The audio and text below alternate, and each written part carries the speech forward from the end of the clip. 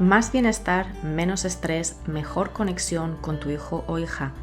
Esto es Cuando tu hijo es diferente, un podcast para madres y padres de hijos con diferencias del neurodesarrollo como autismo, TDA y otras.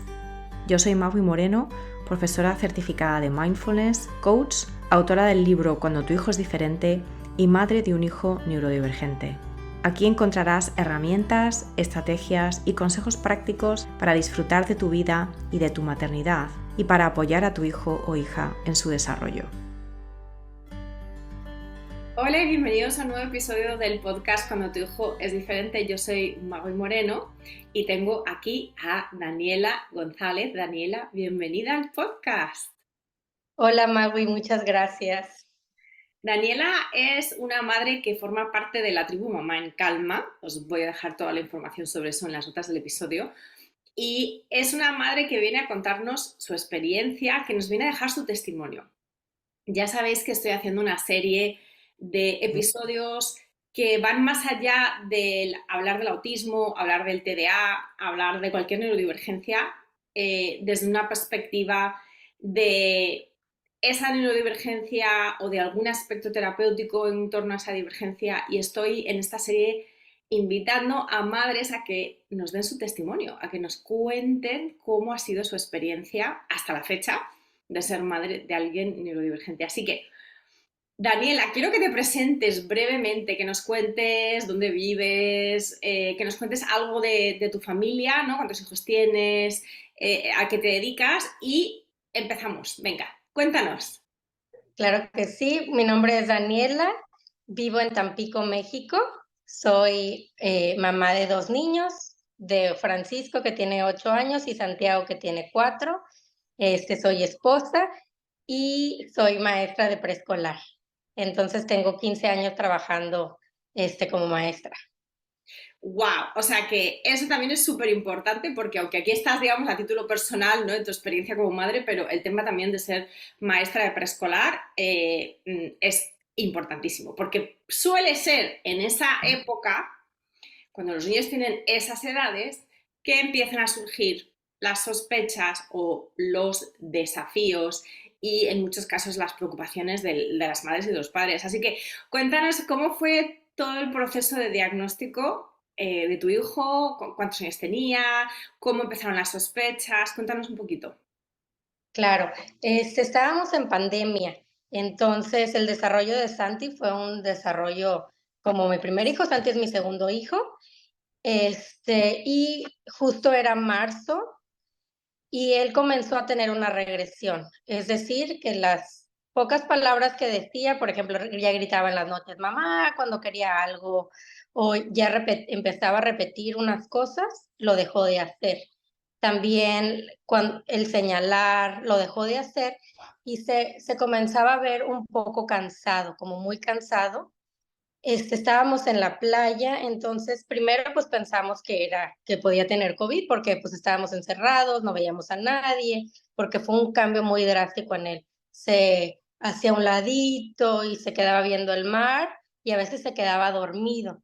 Entonces, pues empezamos a notar cambios y pasó el tiempo. En ese entonces veía mucho la tele, entonces yo también dije, no, le está haciendo daño la tele porque es el abuso excesivo de pantallas, algo en él le está haciendo daño. Y de repente comenzó también, le empezamos a hablar por su nombre y dejó de voltear. En el instante que Santiago, yo le dije Santiago y no volteó, mi instinto, yo dije, autismo. Fue lo primero que se me vino a la mente. Comenzamos a ir con una terapeuta. Era muy difícil por el tema de la pandemia, que todo estaba cerrado, pero nos aceptó una terapeuta y me dijo, no, sinceramente autismo no le veo. Y entonces nos fuimos a una neuróloga. Entonces dijo, no, autismo, como que no va por ahí, pero tenemos que seguir dando terapia. Comenzó a darle un poco de medicación y hasta después de 1 año nos dieron el diagnóstico. O sea, tuvo que pasar 1 año para poder tener el diagnóstico, de Santiago. ¿Y fue la misma neuróloga que en un principio os dijo no creo que sea autismo la que luego finalmente os dio el diagnóstico después de ese año, ¿o Sí, fue otra ah, persona? no, esa persona. Y después nos fuimos a la Ciudad de México y corroboraron el diagnóstico. Ujú, de Pero acuerdo. sí, después de un año de citas cada 2 meses, cada 3 meses, que era trastorno específico del lenguaje, entonces así nos tuvieron un tiempo hasta que ya nos dijeron que sí estaba en su ¿Y espectro. cuántos años tenía entonces Santi cuando dieron el diagnóstico oficial? Santiago tenía como 2 años, Dos alrededor de años. 2 años. Ujú. Ok. Ok, o sea que el diagnóstico oficial os lo dieron como con 2 años, pero las sospechas vuestras realmente empezaron pues con uno, Sí, ¿no? Con un poquito con más de uno. uno. Yo en marzo, me acuerdo perfecto, en marzo tenía como 1.2. Fue como gracias a que estábamos en la pandemia, pues estábamos todo el tiempo juntos, entonces fue como en cámara lenta la regresión. Entonces nos dimos cuenta el día de la regresión que comenzó con cambios. Entonces, sí, como yo me di cuenta en marzo, me acuerdo muy bien, y tenía 1 año, 2 meses, más o menos, cuando comenzó a cambiar. Ujú. Y fijaros es interesante, yo esto lo he visto muchísimo, el hecho de que hay muchos profesionales, independientemente del país, que son reacios a dar un diagnóstico antes de los 2 años. Y por eso creo que muchas veces cuando se ven a los niños muy pequeñitos, lo primero que te dicen es no es autismo, aunque luego al cabo del año te digan sí, efectivamente es autismo, ¿no? Claro. Porque de alguna manera hay una especie como de reticencia a dar ese diagnóstico temprano. Pero creo que en tu caso lo importante y lo beneficioso y lo positivo es que independientemente de que primero os dijesen que no para luego deciros que sí, durante ese tiempo seguisteis con las terapias. Es decir, que no fue una cosa de decir, no, no, no es autismo, váyase a usted a casa y ya está, como si aquí no hubiese pasado nada. Porque eso hubiese sido un tiempo perdido, entre comillas, ¿no? Mientras que afortunadamente os dijeron, no creemos que sea autismo, aunque luego sí lo ha sido, pero este niño sigue necesitando apoyo de cualquier manera, hay que seguir con terapias, ¿no? Entonces, cuéntanos un poquito esas terapias que fueron sobre todo lenguaje, terapias basadas en el juego o más bien sensoriales, ¿cómo fue? Sí, al principio lo tenía en un centro especializado de autismo. Ujú. Y ahí iba todos los días en las mañanas. Y después le hice un examen, un test de integración sensorial, y ahí me recomendaron dónde están los niños de su edad. Entonces dije, pues en las escuelas. Y me dijeron, no, Santiago no tiene que estar en un centro especial. Ahorita él tiene que estar en donde están los demás niños. Entonces estuvo poco tiempo en el centro, bueno, ni tan poco tiempo, casi 9 meses o más, y lo saqué para meterlo a un jardín de niños, y seguía con sus terapias, pero en la tarde. Entonces tenía terapias de integración sensorial, equinoterapia y también terapia de lenguaje. Entonces eso ha sido lo que hemos estado haciendo, y también lo que le ha servido muchísimo, que yo siento que una de las mejores terapias es la natación. Le encanta el agua, y también pues aquí vivimos rodeados de agua, entonces es una de nuestras prioridades que él aprenda a nadar, y le encanta, entonces siento que conecta muchísimo a través del agua, Ujú. y eso hemos estado haciendo y seguimos haciendo. Sí, fíjate que la terapia sensorial, cuando hay, bueno, temas de integración sensorial, hay ciertos niños que lo de estar en el agua les viene fenomenal. A mi hijo también. Es un tema de presión uniforme, ¿no? Cuando estás en el agua, pues es como que te están dando un abrazo en todo el cuerpo. Entonces eso ayuda a muchos niños, bueno, y personas que tienen ahí esa parte proprioceptiva, pues a sentirse más regulados. Así que está genial. Y cuéntanos un poquito de esta parte, ¿no? De este diagnóstico, bueno, casi desde el comienzo de las terapias a este punto, ¿cómo está Santiago? ¿Cómo lo habéis visto? ¿Cómo habéis visto su evolución? Pues Santiago va evolucionando, despacio, pero, o sea, pero bien. Santiago es no verbal, estamos comenzando con sistema de comunicación alternativa comunicativa, entonces a través del iPad nos estamos entrenando para que él empiece ya a comunicarse. Y la verdad que va muy bien. Este, Él está sensorialmente mucho más integrado, tenía episodios de no dormir durante mucho tiempo, también problemas gastrointestinales, le quitamos la lactosa, y ahorita estamos con probióticos para que él y ha funcionado porque sí eran diarreas y diarreas muy frecuentes, entonces su ciclo de sueño era corto, a las 3 de la mañana, como relojito, como recién nacido, se despertaba, incluso ya no volvía a dormir. Entonces, pues sí, es un ciclo de cansancio, que no duerme él, no duermen los padres y al siguiente día trabajar era algo complicado, pero se lograba. Y él en las mañanas a veces como si nada, como si hubiera dormido toda la noche.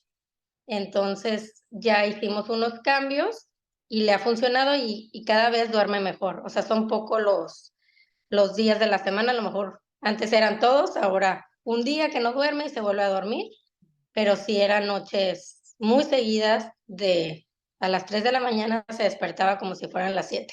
Mm. Sí, el tema de los trastornos del sueño es algo también muy común en los niños con TEA. Creo que es, bueno, es una ocurrencia porque no es el 100%, obviamente, a las personas autistas. Mi hijo, por ejemplo, pues afortunadamente y tocando madera no tiene problemas del sueño, pero hay muchísimas personas que sí los tienen. Y claro, eso pues conlleva una falta de bienestar para todos, porque al final no solamente es el niño que no duerme y luego está cansado o tiene problemas de atención por ese cansancio, por esa falta de sueño, sino que también afecta a los padres e incluso puede afectar a los hermanos también. O sea que sí, esto es una dificultad añadida que no todo el mundo tiene, pero que es muy común dentro del autismo. ¿Y cómo has visto tú? Porque me interesa mucho también como profesora, como maestra, ¿te ha cambiado algo tu manera de ver a los niños con los que tú trabajas, el hecho de que tu hijo sea neurodivergente, tenga autismo en este caso, y no se comunique de manera hablada? ¿Te ha hecho darte cuenta de que puede haber niños que tengan lo que antes se denominaba problemas de comportamiento que realmente no son problemas conductuales, sino que son simplemente ¿no? la parte de arriba del iceberg? Es decir, hay una serie de razones por las que estos niños a lo mejor pues no juegan de ciertas maneras o tienen otros comportamientos o no se integran en actividades grupales. Cuéntanos si te ha cambiado a ti en lo profesional también toda esta experiencia hasta la fecha. Sí, no, totalmente. Yo siempre me he considerado una persona muy empática y a raíz del diagnóstico de Santi, mucho más. O sea, siempre los niños, mis alumnos, que, que tenían un tipo de, pues que eran un poco diferentes a los demás o tenían más desafíos, siempre me he tenido como que he estado más al pendiente de ellos. Y con el diagnóstico de Santi y todo lo que lees, te haces un poco pues, más experta en el tema. Y claro que he dicho, no, esto no va por aquí, yo no soy psicóloga, pero creo que debe de ir referido hacia ese lado. Y he cambiado totalmente con los padres de familia, con los alumnos, con los propios compañeros también en respetar a todos los niños, ¿verdad?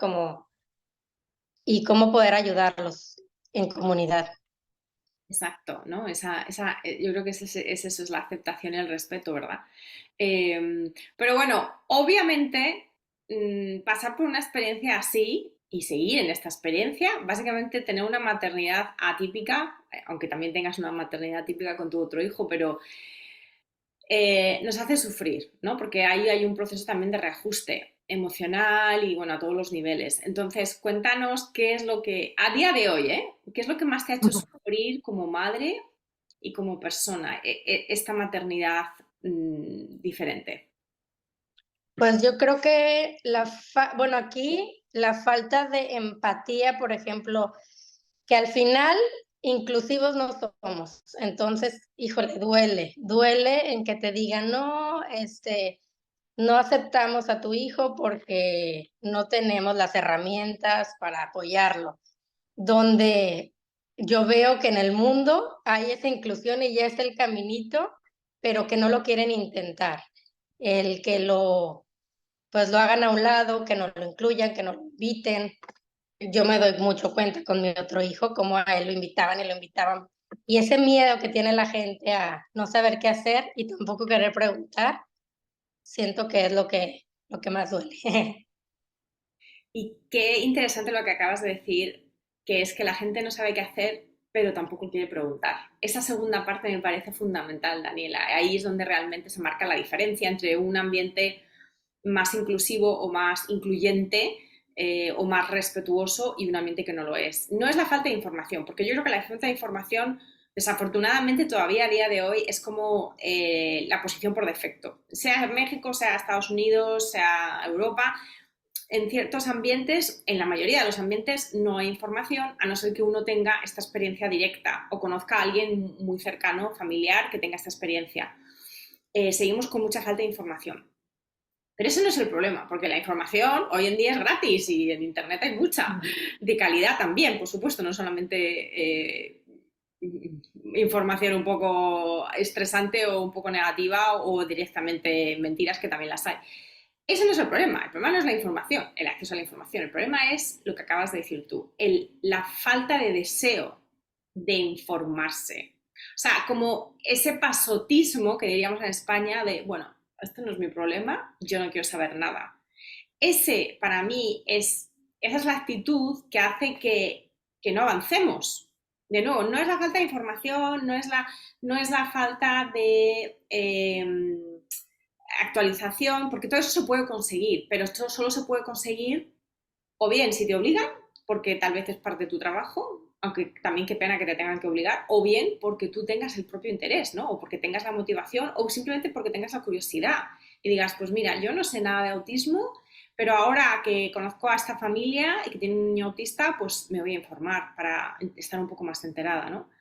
Entonces, qué pena eso que acabas de decir tú, esa falta de... ¿Tú piensas que eso es más por miedo de la otra persona o porque la otra persona se siente como incapaz o directamente porque no quieren verlo? O sea, es como no me interesa o no quiero ni siquiera entrar por ahí. ¿Qué te parece a ti?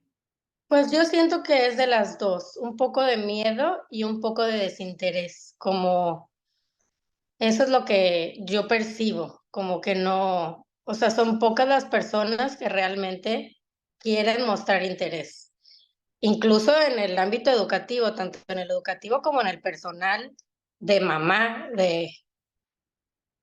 entonces sí es falta de interés, pues como que a veces siento, no, pues ella es la que debe de saber, ¿no? O sea, Claro, como que te devuelven a ti la responsabilidad, pero en el fondo ya sabemos que la responsabilidad es colectiva. Y no solamente personal como madre y luego profesional como profesora, maestra, si ese es tu rol, sino al final también de la sociedad. Porque de nuevo, cualquiera de los cambios que hemos visto con otros colectivos, por ejemplo, de discapacitados físicos o personas ciegas, personas sordomudas, todo eso se ha cambiado o se ha ido cambiando o se está cambiando porque cambia la sociedad en conjunto, no solamente porque cambie la familia de la persona sordomuda o de... Y no, con esto no quiero hacer un paralelismo directo, simplemente mmm, dar a entender que los cambios sociales, o sea, los cambios para que realmente se vean a todos los niveles tienen que ser sociales, no pueden ser solamente de las familias a las que eso les afecta, tienen que ser del resto del entorno también. Y me parece muy, bueno, deprimente, ¿no? De alguna forma un poco triste también el que me digas que el miedo y el desinterés no solamente es en el ámbito personal, o sea, digamos, entre las amistades o de las personas que uno se encuentra por ahí cuando va a hacer la compra o lo que sea, sino también a nivel profesional.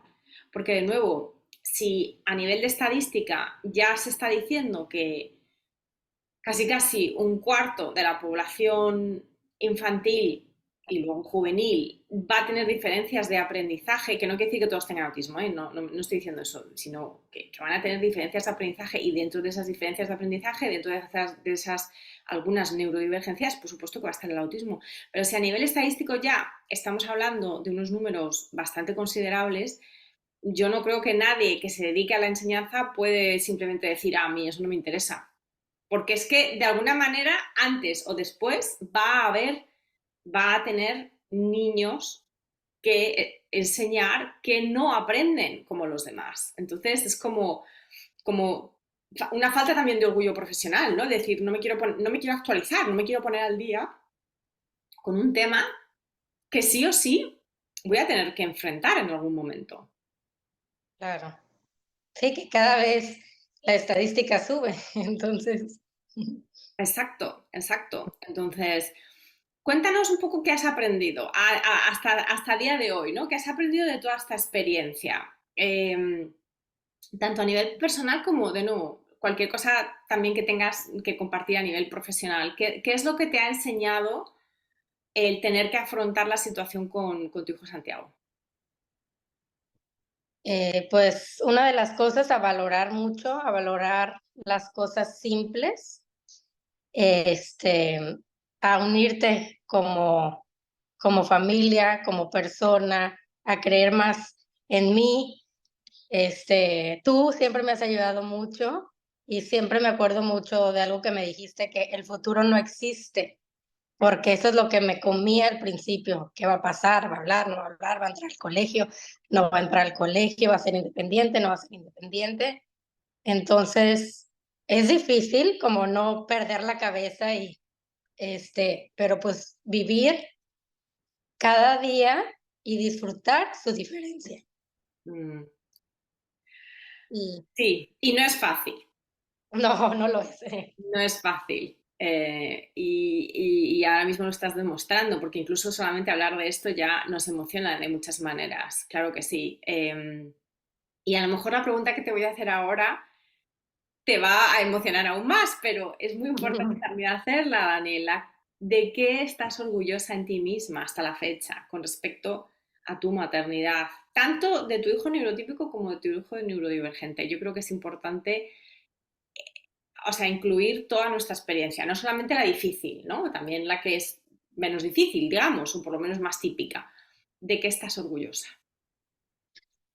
De ver siempre lo mejor de los dos, de siempre valorar a cada uno y llenarlos de amor, como que siento que es algo,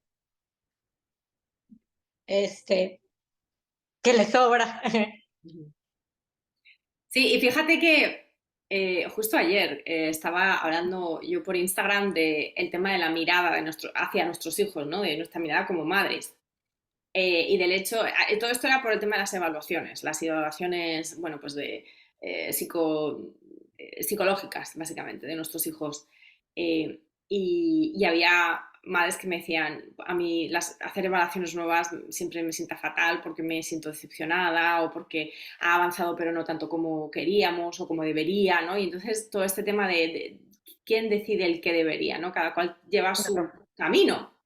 Y obviamente siempre estamos midiendo a nuestros hijos comparándoles con la norma, que además la norma no existe, porque la norma también es una especie como de media estadística, ¿no? Sobre todo cuando hablamos de evaluaciones, cuando hablamos también, por ejemplo, de notas en la escuela y todo eso. El rasero por el que estamos midiendo a nuestros hijos, sean neurotípicos o neurodivergentes, es el mismo, pero es un rasero que es aleatorio también, que es arbitrario. O sea, está puesto ahí pues porque alguien decidió que en tal edad había que saber aritmética hasta este punto, ¿no? O había que saber trigonometría o había que saber lo que sea, ¿no? Entonces, es aleatorio. Muchos de los test y de las evaluaciones que se hacen a nuestros hijos les comparan con otros de su edad, pero no tienen en cuenta, pues, por ejemplo, el hecho de que no todos hablan o de que algunos tienen trastornos del lenguaje, como tu hijo y el mío, que eso significa que bueno, pues que por ejemplo mi hijo es muy bueno en matemáticas, pero si son problemas de contexto, ¿no? De Juanito tiene tal y luego le da la mitad, no sé qué, eso a él le cuesta mucho más que si es solamente álgebra. ¿Por qué? Pues porque tiene que descifrar el lenguaje y a él eso le cuesta. Entonces, lo que me decían muchas madres es que me siento decepcionada o no me siento satisfecha, ¿no? Cuando hacemos este tipo de evaluaciones o cuando nos da algún tipo de nota o lo que sea. Y a lo que yo me refería con el tema del orgullo es, nuestros hijos se merecen nuestra mirada orgullosa, porque a nuestros hijos hay que compararles con ellos mismos antes. En vez de compararles con otros que llevan otro proceso de crecimiento y otro neurodesarrollo, comparémosles mejor con ellos hace un año o con ellos hace 3 años y veamos el gran cambio y la gran evolución que han dado y sobre todo el gran esfuerzo que están haciendo por adquirir habilidades y por, de alguna manera, operar en un mundo que no siempre les entiende, ¿no? Entonces, aunque solamente sea eso, ya con eso podemos y debemos estar orgullosas de nuestros hijos.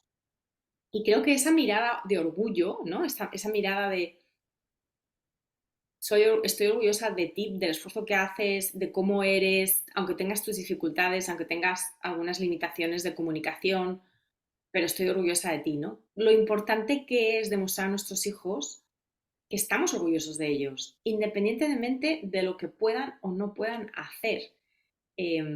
Así que por eso también me gusta mucho eso que acabas de decir, ¿no? Hay que enfocarse en cada hijo y hay que enfocarse como en cada trayectoria, en cada vida, ¿no? En cada camino.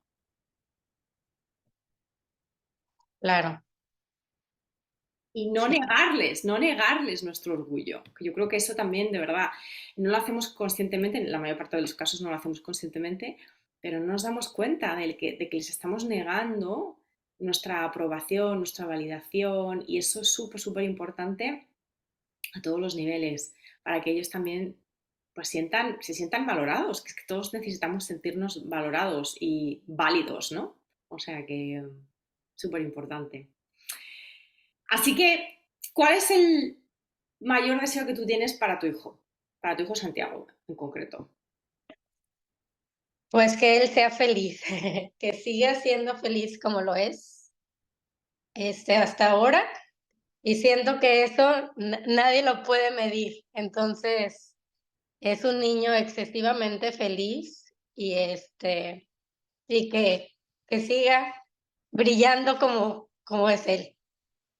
Me encanta, me lo estoy apuntando. Nadie puede medir su felicidad, o sea, nadie lo puede medir en la felicidad, ¿no? De nuestros hijos. Y eso es Sin verdad. ningún test. Exacto, exacto, eso no se puede medir. Y de nuevo, fijaros que aquí, y esto también lo suelo repetir mucho, ¿no? Muchas madres que me dicen, es que yo quiero que sea independiente, yo quiero que sea autónomo, yo quiero que gane dinero, yo quiero que se case, que tenga hijos, todas estas cosas. Que de nuevo, esto está bien, o sea, es decir, esto es normal, es lo que queremos porque lo queremos para nosotras, lo hemos querido para nosotras en nuestra vida y lo queremos también para nuestros hijos. Ok, pero una cosa es decir, quiero que consiga esto y otra cosa es decir, quiero que sea feliz, pero de verdad.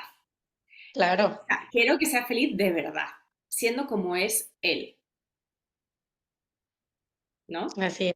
Sí, Y es duro porque a veces eso significa que a lo mejor no lo sabemos, ¿no? Pero a lo mejor no llegan a vivir independientes nunca. O a lo mejor sí, pero nunca se llegan a casar o lo que sea. Eso no lo podemos saber porque es el futuro, ¿no? Como decías tú antes, el futuro no existe, lo que existe es ahora. ¿Tu hijo es feliz ahora, en general? Pues entonces otra cosa de la que puedes estar orgullosa, ¿verdad? Y muchas veces las madres lo que me dicen, no, pero es que mi hijo, es que mi hijo no está bien. Y a veces pienso, ¿pero esto es cierto o esto lo estás proyectando tú? Tu hijo no está bien porque no está donde tú quieres que esté. Pero a lo mejor tu hijo donde está le vale en este momento. En este momento. Que no quiere decir que no les apoyemos para seguir creciendo, seguir aprendiendo, seguir desarrollando habilidades. Pero muchas veces decimos, mi hijo no está bien. Y en realidad lo que estamos diciendo es, yo no estoy bien. Yo no estoy bien con esta realidad. Pero muchas veces nuestros hijos están felices porque ellos son como son. claro, sí, totalmente. Mm. ¿Y cuál es tu mayor deseo para ti? Ahora ya pensando solo en ti, así de manera como egoísta. ¿Qué es lo que deseas para ti, Daniela? Tanto como madre como persona, como profesional. Pues a mí me gustaría mucho como ayudar por ejemplo, aquí en México veo que no está el caminito de la inclusión, entonces como que ahorita mi mayor meta sería poder prepararme para poder hacer que ese caminito suceda como ya lo existe en muchos países. Entonces, tanto de la inclusión educativa como la inclusión en amigos, en familia, en en tener más información y poder apoyar este, pues a muchas familias y hacer posible que tengan que sean más aceptados en las escuelas Ujú. aquí, que es donde más hay negación en, no aceptamos niños con autismo, con una constante.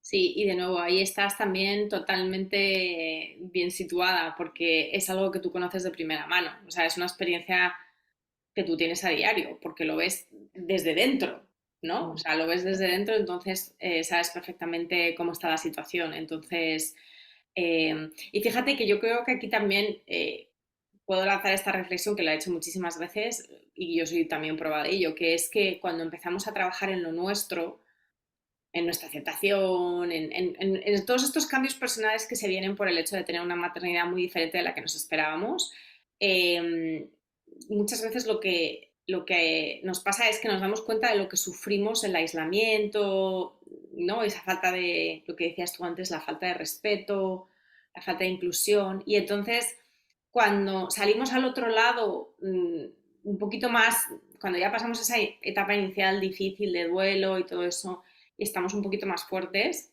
como que lo que queremos es cambiar eso por lo que nosotras sufrimos tanto, que es ese aislamiento, esa soledad, esa falta de interés, falta de apoyo, falta de entendimiento. O sea que de alguna manera mmm, lo que nosotras sufrimos es lo que luego queremos también poner nuestro granito de arena para intentar eliminar, ¿no? ¿Cómo lo ves tú?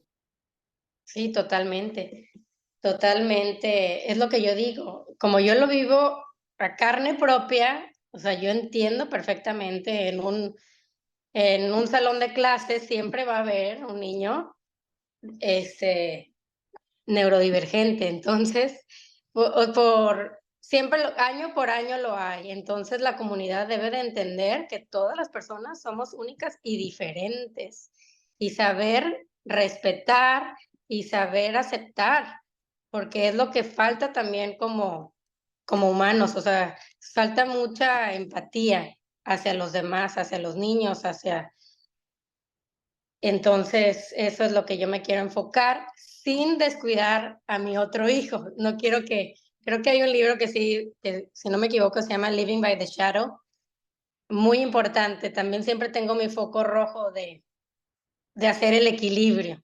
que trato de llevar la balanza que a veces uno, pues, veo a Santi y lo veo con tanto apoyo que lo protege un poco más, ¿verdad? Es lo que yo sentía también al principio, que era tanta mi desesperación de no saber qué hacer, que siento que le estaba cargando mucho a mi otro hijo, o sea, clase de esto, clase de otro, matemáticas, lectura, tenis, pero era una sobrecarga que yo siento que me estaba, como que lo estaba atiborrando de cosas,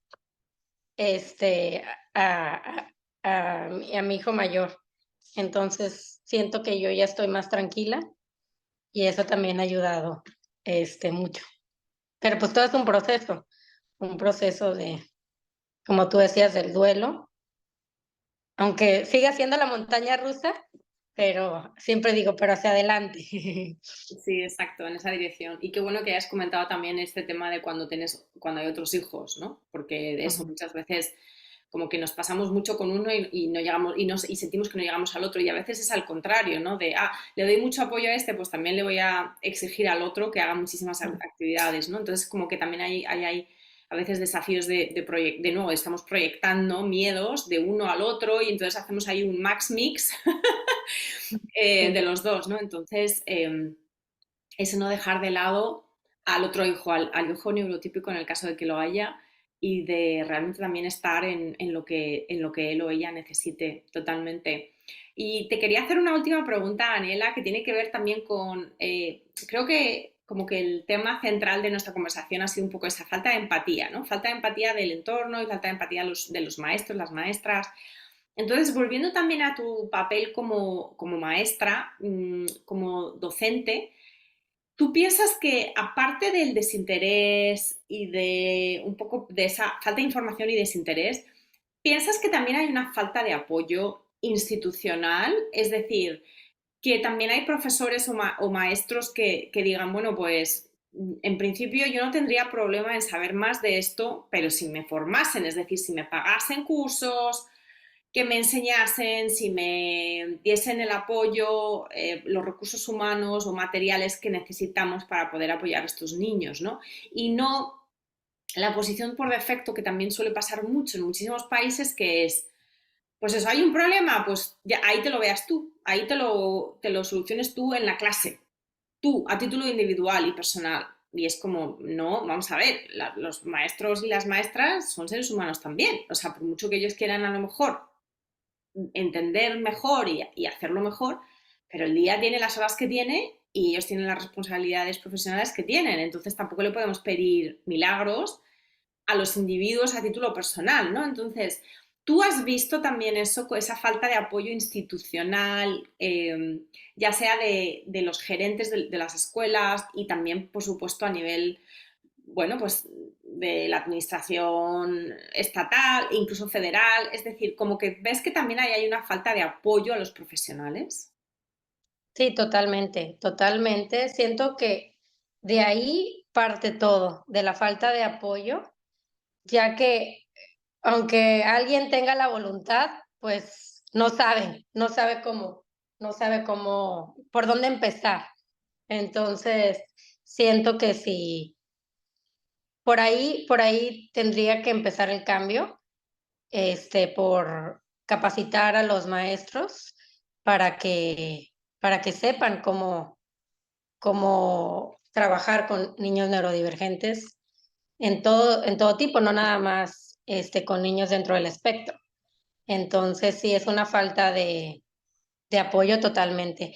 Y no nada más, porque luego te encuentras, por ejemplo, en el kinder donde estaba mi niño, que lo va a cambiar ya a un colegio más grande, ves a las maestras con unas ganas de aprender y hemos aprendido mucho. Santiago nos cambió lo que es el autismo, lo que nosotros pensábamos del autismo. Por favor, necesitamos, queremos aprender más, ayúdenos a saber cómo aprender, porque no es lo que pensábamos. Y ahí yo siempre estoy muy agradecida donde él estuvo sus primeros años de infancia, ya que sin verlo, sin conocerlo y sabiendo su condición, él fue aceptado. Ya que en otros lados pasas por un sistema de admisión donde te dicen, no, pues muchas gracias, pero no sin instrucciones, no hay lenguaje. Y es lo que yo digo, pues sí, tiene autismo. Son, es las cosas básicas de su condición, ¿no? Es como, pues ya hay un diagnóstico, pero sí siento que cuando comience, yo vivía una culpa al principio, decía, ¿cómo yo todo este tiempo no supe? O sea, de tantos alumnos que han pasado y y no, yo tenía mucha culpa de pude haber ayudado más, pero por eso quiero ir empezando a hacer el camino para poder ayudar a todos, o sea, poner mi granito en, pues, en esos profesores.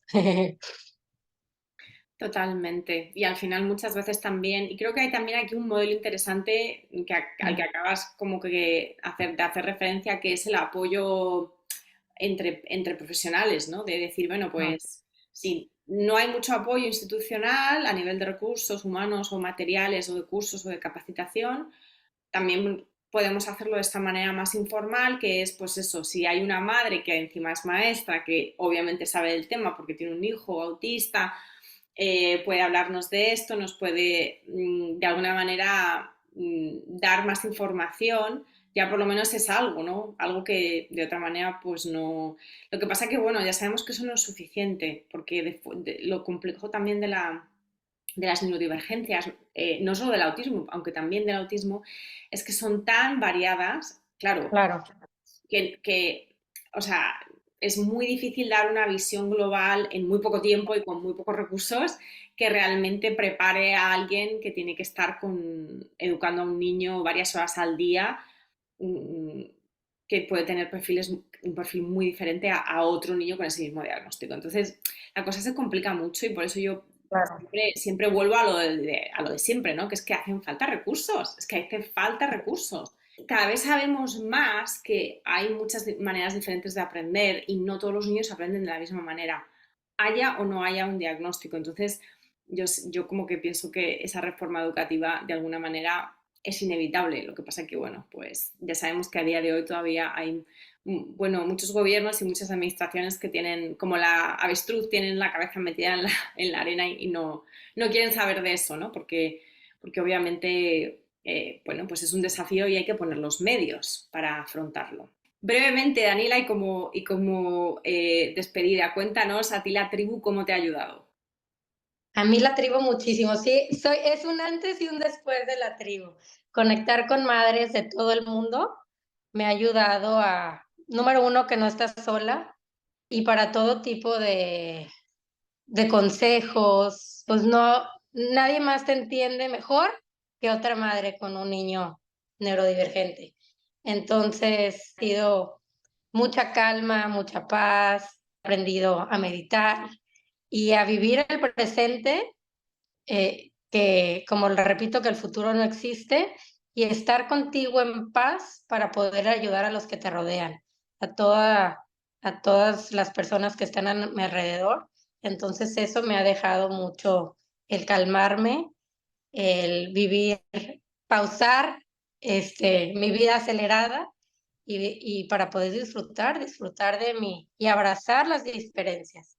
Eso me ha ayudado mucho a aceptarlo y desde que lo acepté, lo hablo, pues como las cosas como son y me ha ayudado mucho y siento que poco a poquito podido ayudar a otras personas que están en el diagnóstico, en el proceso de no solo del autismo, y eso también te alimenta el alma. Muchísimas gracias, Daniela. Yo creo que al final también es esto, ¿no? Que al final nos convertimos en catalizadoras, ¿no? De cambio. Es decir, nosotras tenemos que cambiar por las circunstancias que se nos presentan con nuestra maternidad y por ese mismo proceso de transformación y de cambio en nuestra propia vida somos también capaces de cambiar o de ayudar a cambiar la vida de otras personas, ¿no? De nuestros hijos, para empezar, y bueno, y luego pues del entorno si surge que podamos dar ese apoyo. Así que lo de la tribu es un poco como son como esos tentáculos, ¿no? Tú estás aquí, pero luego empiezas a ser capaz de poder apoyar a otras personas y también de sentirte apoyada por otras personas. Creo que eso es fundamental porque una de las grandes dificultades, las maternidades diferentes, es esa sensación de soledad. Así que encantada de tenerte en la tribu y encantada de haber pasado este ratito contigo charlando. Así que de nuevo te lo agradezco muchísimo. No, gracias a ti, Maui. Descarga tu kit de primera ayuda para padres y otros recursos gratuitos en maguimoreno.com. Para no perderte ningún episodio, suscríbete en tu plataforma de podcast favorita. Y si te ha aportado valor, por favor, compártelo con otras madres y padres en la misma situación. O deja un comentario o una reseña para aumentar la visibilidad de este programa y que llegue a más familias en busca de apoyo.